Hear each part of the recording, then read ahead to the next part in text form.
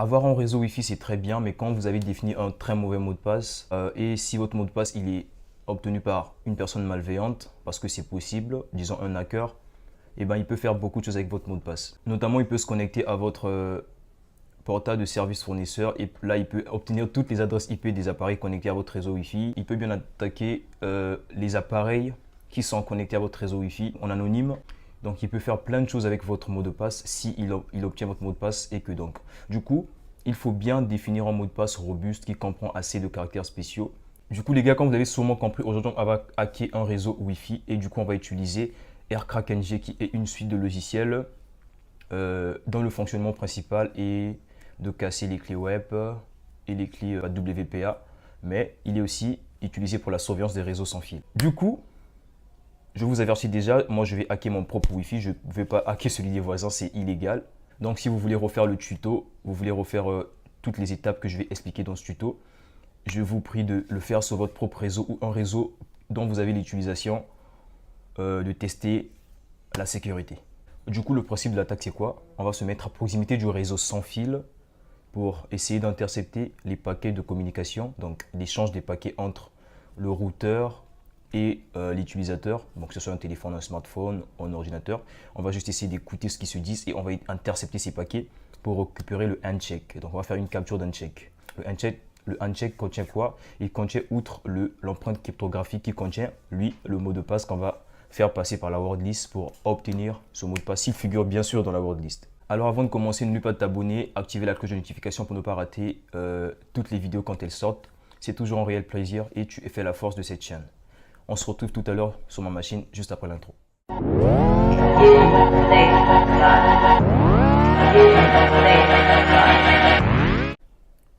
Alors moi pour le coup je suis sur une distribution Linux type bureau, je ne suis pas sur une distribution orientée sécurité informatique parce que je préfère cette distribution pour de nombreuses tâches. Du coup j'ai juste mis les outils dont j'aurais besoin dans cette distribution parce que vous pouvez utiliser, je sais pas, Kali Linux, Paro OS, Arch Linux ou Backtrack, etc. Il y en a beaucoup, Black Ubuntu, il y a beaucoup de distributions orientées sécurité informatique. Mais moi personnellement je suis sur une Linux Mint bureau. Du coup qu'est-ce qu'on fait? On va se rendre sur l'espace de travail que j'ai préparé spécial pour. En premier lieu, nous allons d'abord voir nos interfaces, le nom de nos interfaces réseau qui sont dans donc ifconfig, la commande pour voilà, ce qui nous intéresse, c'est le dernier, l'interface pour la carte réseau Wi-Fi. Et voilà, comme nous pouvons le voir, elle est là, WLP2S0. Le nom de la carte change en fonction du fabricant de la carte. Qu'est-ce que nous allons faire? Nous devons mettre cette carte en mode écoute, donc le mode moniteur pour écouter tout ce qui se dit à proximité, donc pour écouter tout le trafic réseau. Donc il faudrait qu'on mette le mode, la carte en mode moniteur. Voilà, on met Airmon, donc l'un des logiciels de la suite AirCrackNG, Airmon NG, star WLP S0. Voilà, en entrant, il va exécuter la commande et maintenant il nous dit quoi? Airmon NG machin, tout ça. On doit utiliser Airmon check KL pour éviter d'éventuelles erreurs, je sais pas. Copier pour ne pas trop traîner. On va coller. On entre. Donc du coup, suivez bien les étapes. Vous devez répéter ça parfaitement, sans erreur.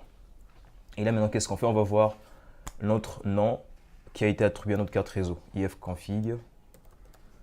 Config encore. Voilà, comme on peut le voir, la carte réseau, elle a changé.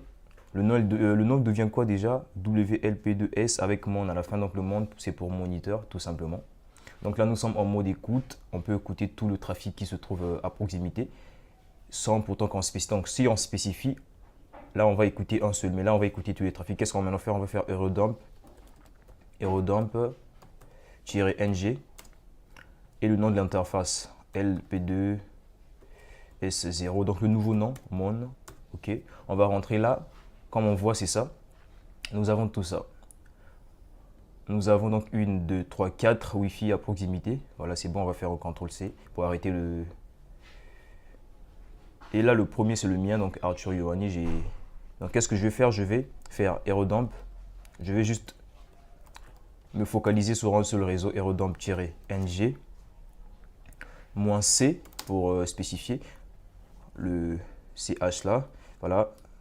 Donc après moins, tirer donc BSSID. On va mettre l'adresse MAC que nous souhaitons écouter. Donc nous allons faire donc on va sniffer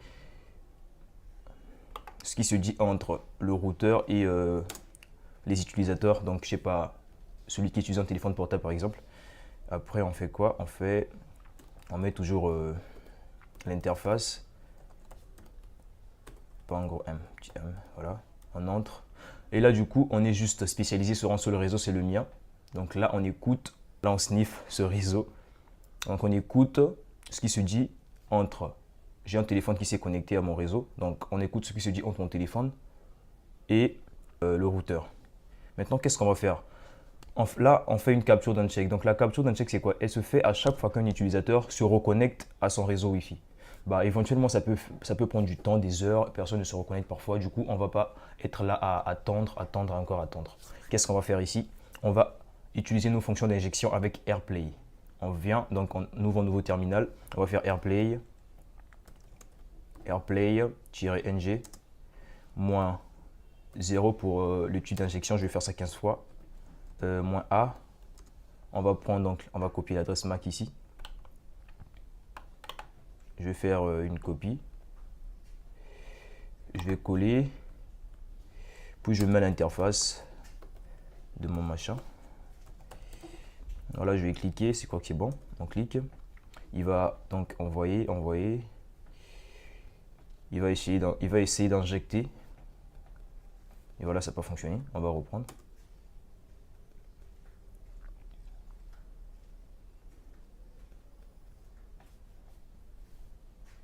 Toujours pas. Voilà, là c'est bon, ça vient de fonctionner. Donc là c'est bon, il a fait la capture d'un check. Donc il faut retenter, parfois des fois ça fonctionne pas d'un coup. Donc là c'est bon, qu'est-ce qu'on fait? On repart dans notre ancien terminal, on va faire un CTRL C. Du coup là, si je fais un ls, moins AL, j'ai mes captures. Alors on va pas gérer les premiers parce que les premiers je les avais déjà fait depuis. Donc on va gérer ceux du deuxième parce que c'est ce que j'ai fait à peine. Voilà, j'ai mes captures. J'ai aussi mon dictionnaire, ma Word, donc mon dictionnaire ROCU dans le répertoire route parce que j'ai vu que je ne suis pas sur une distribution orientée sécurité, du coup j'ai dû télécharger ROCU manuellement, mais elle est ROCU est préinstallé, je crois. Non, pas je crois, il est préinstallé sur les distributions orientées sécurité informatique. Voilà, je vais supprimer tout ça. Du coup, qu'est-ce que je fais maintenant? Je vais maintenant utiliser AirCrackNG pour décrypter l'empreinte cryptographique obtenue par la capture d'un check NG. Je vais faire -W pour spécifier l'emplacement de ma word list. Bon, mais elle se trouve dans le ROCU. Du coup, je fais ROCU.txt, voilà. Et je mets PSK, machin, -2, parce que j'ai fait les deuxièmes. Cap, c'est le fichier qu'on doit décrypter. Puis à la fin, toujours le nom de l'interface, S0 mon. Et on clique. Voilà, ça n'a même pas pris 17 secondes, il a fait ça super vite. Le code, donc mon code figure bien dans la word list de ROCU. Mon code, donc c'est dirt@2025. Sur 10 millions de mots, il est juste arrivé à 19. En moins de 17 secondes, il a trouvé mon mot de passe. Du coup, si votre mot de passe il est mal défini, s'il ne comprend pas des caractères assez spéciaux, s'il n'est pas trop lent, il est vraiment vulnérable. Donc je vous conseille de mettre un mot de passe assez lent et avec des caractères spéciaux, des majuscules, des apostrophes, des tildes, des arrobases, des points d'exclamation s'il le faut, pour mieux vous sécuriser.